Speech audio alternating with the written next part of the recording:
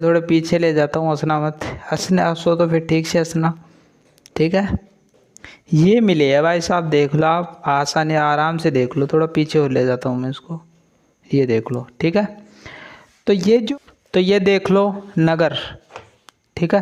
थोड़ा मैं इसको पीछे लेकर जाता हूँ। यहाँ पर नगर कैसे होते थे, कितने भागों में विभाजित किया। नमस्कार दोस्तों, एक बार फिर से आप सभी का हमारे YouTube चैनल दायरे स्टडी पॉइंट में स्वागत है। जैसा कि आप सबको पता है कि सिंधु घाटी सभ्यता का चैप्टर चल रहा है और ऑलरेडी मैंने इस पर 2 वीडियो डाल रखी हैं, पार्ट 1 और पार्ट 2। आज पार्ट 3 में अपन बात करने वाले हैं। यदि पार्ट 2 और पार्ट 1 नहीं देखा है आपने तो मैं उसका लिंक डिस्क्रिप्शन बॉक्स में डाल दूंगा। स्टार्ट करते हैं आज की वीडियो को। शानदार लेसन होने वाला है आज, सिंधु घाटी सभ्यता की प्रमुख विशेषताएं। आज अपन क्या क्या विशेषताएं सिंधु घाटी सभ्यता की, क्यों इतनी प्रचलित रही सिंधु घाटी सभ्यता, उसकी क्या क्या विशेषताएं हैं। जैसे एक व्यक्ति होता है, उसको अपन नाम से तो जानते हैं, लेकिन उसकी कुछ विशेषताएं होती हैं। वो कैसा पहनावा पहनता है, उसका रहन सहन कैसा है, क्या खान पान है, कैसी बोली है उसकी, गलत बोलता है लोगों को या सही बोलता है। उसी प्रकार सिंधु घाटी सभ्यता के लोगों की भी बहुत सारी विशेषताएं रही हैं। तो स्टार्ट करते हैं वीडियो को। सिंधु घाटी सभ्यता की विशेषताओं का वर्णन निम्नलिखित किया जा सकता है, ठीक है। पॉइंटों के माध्यम से अपन करेंगे। कुल 10 पॉइंट मैं लेकर आया हूँ। कुल 10 पॉइंट मैं आपके सामने प्रस्तुत करूँगा, ठीक है। बड़े चित्रों के साथ में भी मैं आपको बताने का प्रयास करूँगा कौन सी मूर्ति कहाँ मिली है, और चित्र भी मैं लाया हूँ आपके सामने जस्ट, ठीक है। पहला है नगरीय सभ्यता। सिंधु घाटी सभ्यता जो थी वो नगरीय सभ्यता थी, यानी नगर वो यहाँ पर विकसित थे, ठीक है। सिंधु घाटी सभ्यता एक नगरीय सभ्यता थी क्योंकि यहाँ उद्योग व्यापार के प्रमाण मिलते हैं। इसी के साथ यहाँ सुव्यवस्थित सड़कें तथा भवन मिले हैं। कहने का मतलब फ्रेंड्स ये है कि सिंधु घाटी सभ्यता है ना, एक नगरीय सभ्यता है, ठीक है। अब हमें कैसे पता चला कि ये नगरीय सभ्यता है, ठीक है। हमें कुछ प्रमाण मिले हैं, और प्रमाण क्या हैं, उद्योग और व्यापार के प्रमाण मिले। अब आप मेरे को एक बात बताओ कि क्या ग्रामीण क्षेत्र में उद्योग प्रचलित होते हैं क्या? बड़े बड़े उद्योग तो नगरों में होते हैं, व्यापार नगरों से तो किया जाता है। इसी कारण ये दोनों जब प्रमाण मिले तभी हमने सिंधु घाटी सभ्यता को क्या घोषित कर दिया, एक नगरीय सभ्यता घोषित कर दिया। और इसी के साथ साथ सुव्यवस्थित सड़कें और भवन निर्माण है, यानी एक अच्छी सड़कें भी मिली है, पक्की सड़कें भी, और भवन, बहुत सारे पक्के भवन भी मिले हैं। क्योंकि पहले है ना, जो गांव में कौन से भवन होते थे, कौन सी सड़कें होती थी, नगरों में सड़कें और भवन देखने को मिलते थे।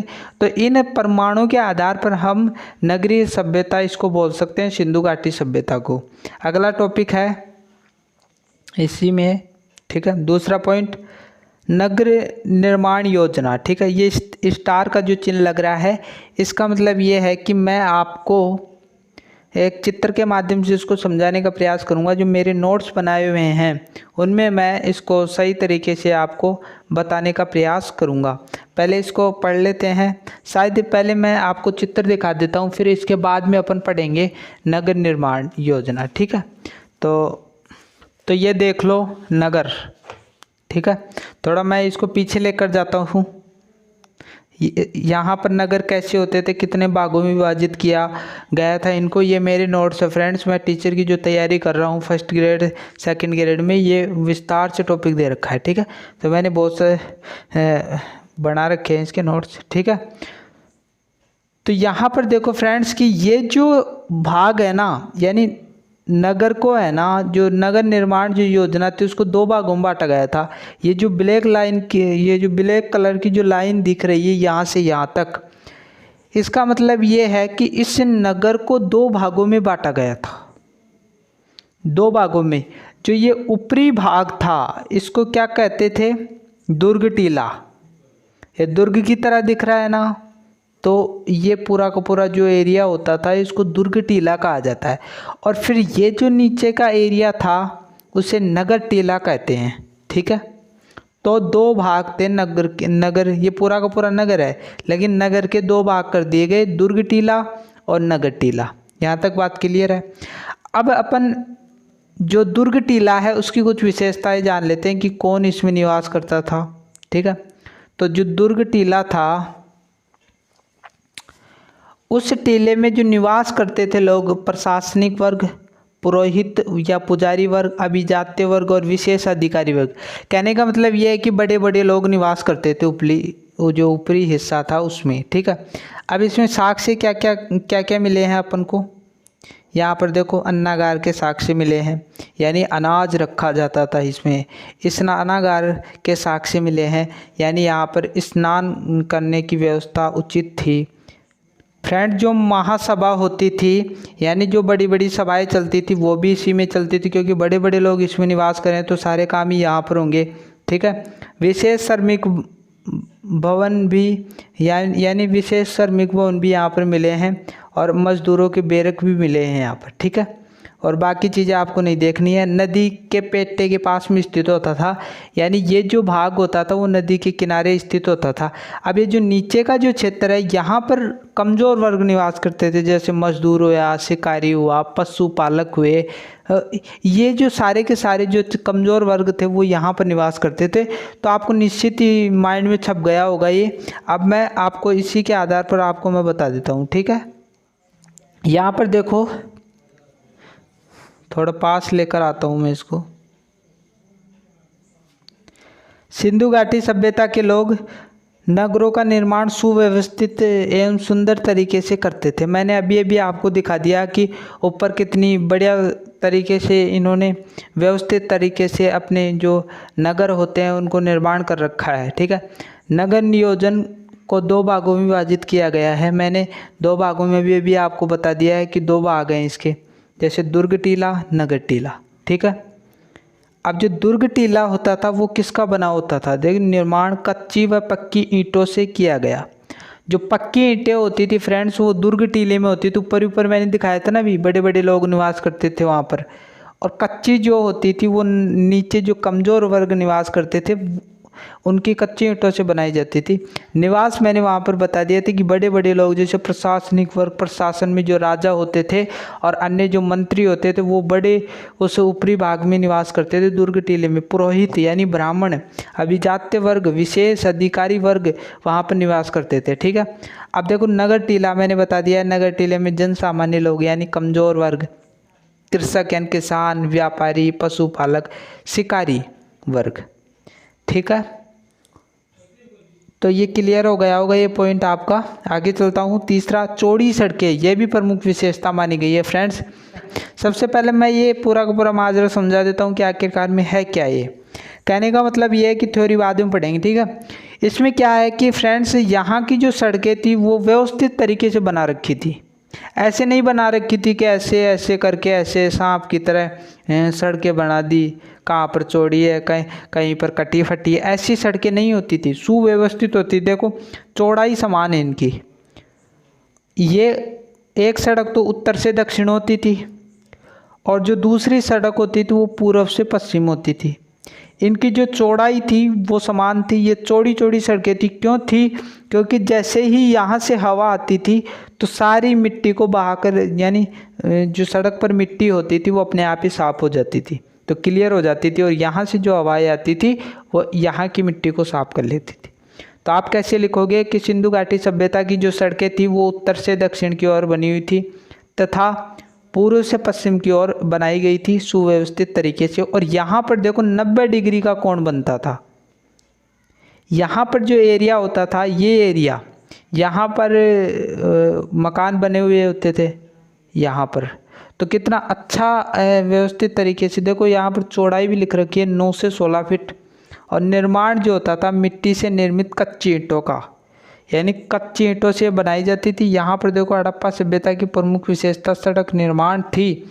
यहाँ की सड़कें चौड़ी व पक्की थी।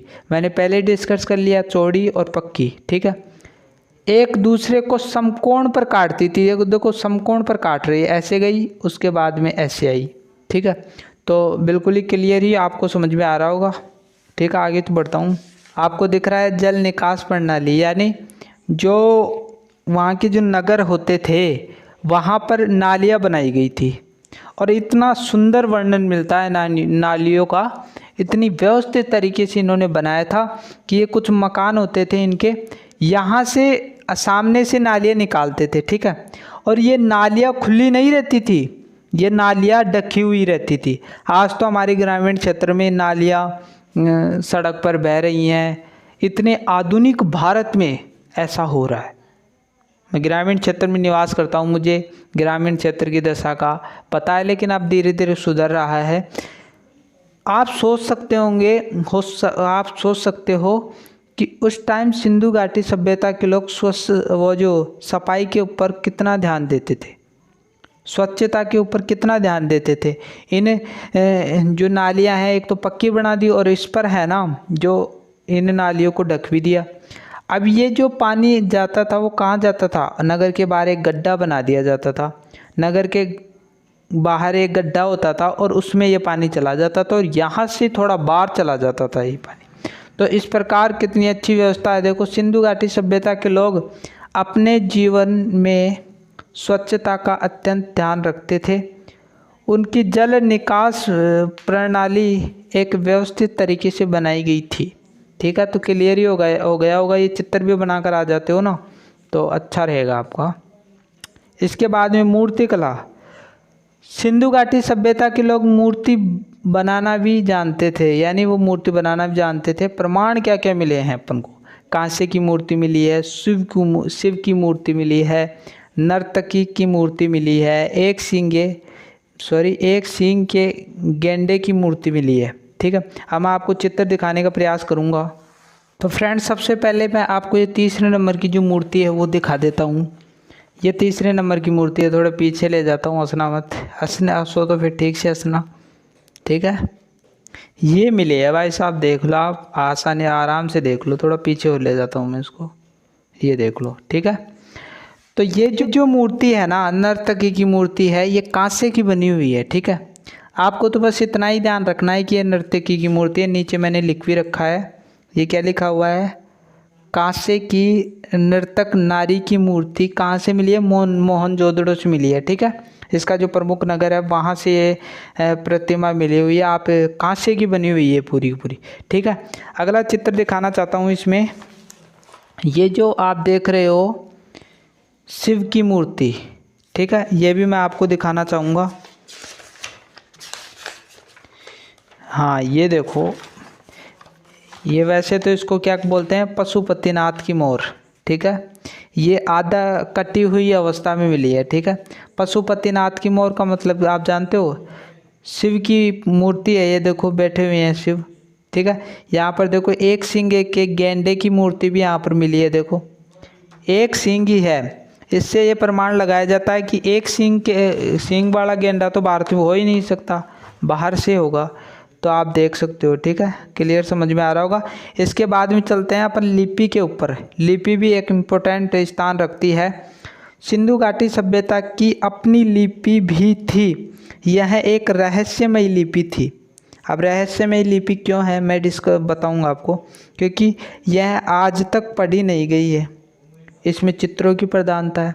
कहने का मतलब ये फ्रेंड्स, इनके पास में अपनी कुछ खुद की लिपि भी थी और रहस्यमयी इसलिए थी क्योंकि आज तक इसको पढ़ा ही नहीं गया, क्योंकि इसमें क्या है कि चित्रों की प्रधानता है और आज तक कोई भी इस लिपि को पढ़ा ही नहीं गया, ठीक है।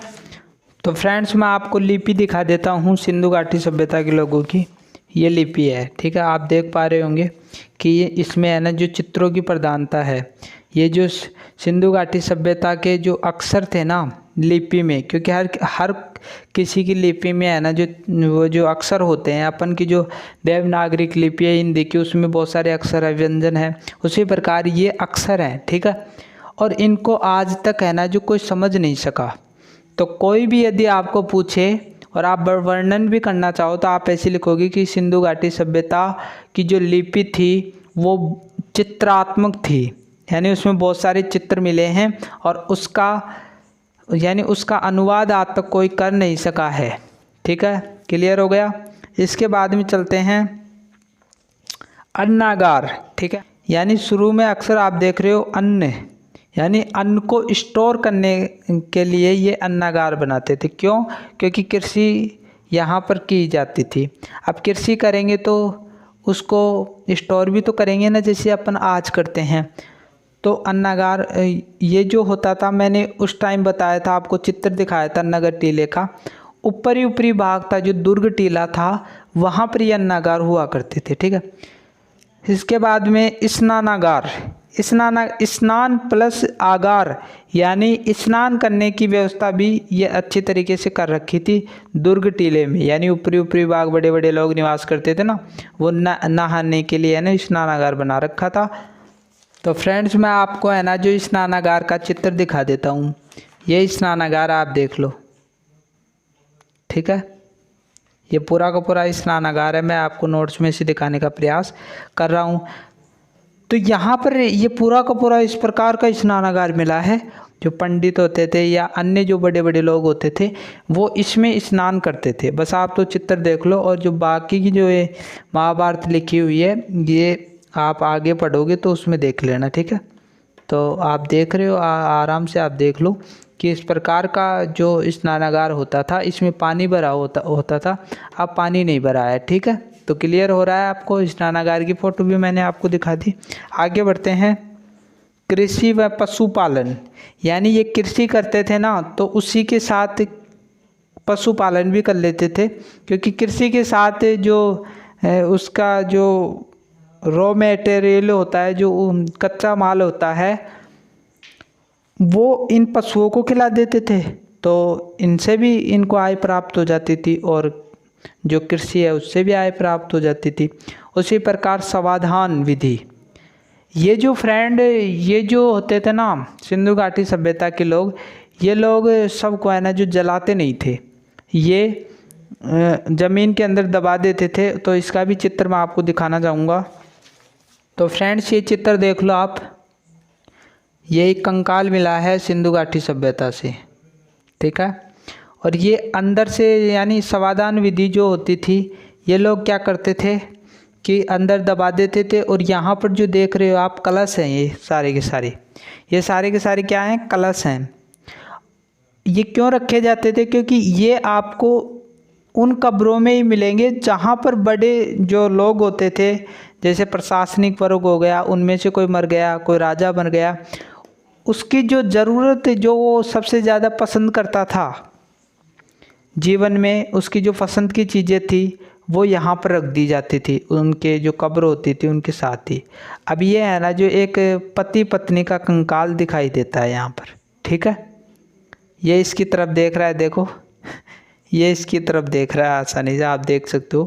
तो ये कंकाल मिला है। तो इस प्रकार की समाधान विधि आपको देखने को मिलती है। और जो कमज़ोर वर्ग के लोग होते थे, उनकी कब्रों में है ना जो ये कलश उलस नहीं मिलते, उनकी पसंद की चीज़ें भी नहीं मिलती। तो यहाँ पर भी आप देख सकते होंगे कि भेदभाव किया जाता था सिंधु घाटी सभ्यता में भी, ठीक है। क्लियर हो रहा है? तो समाधान विधि भी मैंने क्लियर करा दी है। यदि आप ये 10 पॉइंट अच्छी तरीके से लिख कर आते हो, मैंने चित्रों के माध्यम से आपको समझाने का प्रयास किया है। यदि आपको वीडियो थोड़ा सा भी अच्छा लगा हो तो आप हमारे यूट्यूब चैनल को सब्सक्राइब कर लो, बेल आइकन को दबा लो। इस प्रकार की चीज़ें आपको मिलती रहती हैं। मैं जो नॉन के पेपर होंगे, वो भी जब एग्ज़ाम होगी आपकी, तब डालूंगा। तो मिलते हैं एक नई वीडियो के साथ, तब तक के लिए थैंक यू।